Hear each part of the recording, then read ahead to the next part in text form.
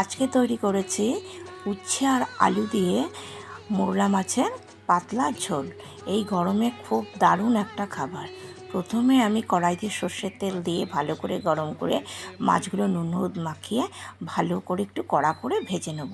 ভেজে নিয়ে তারপরে মাছগুলোকে আমি তুলে নেব।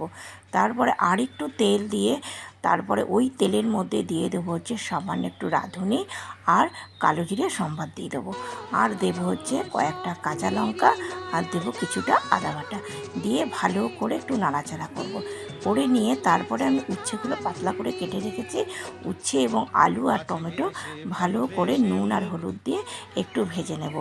নিয়ে তারপরে দিয়ে দেবো হচ্ছে সামান্য একটু জল দিয়ে ওগুলো মাছগুলো দিয়ে দেবো। তোমরা মনে করছো উচ্ছে দিয়ে করছি, মনে হয় খুব দিতে হবে। তোমরা একবার খেয়ে আমাকে কমেন্টে জানিও, কোনো প্রকার দিতে হবে না, ভীষণই ভালো স্বাদ হবে।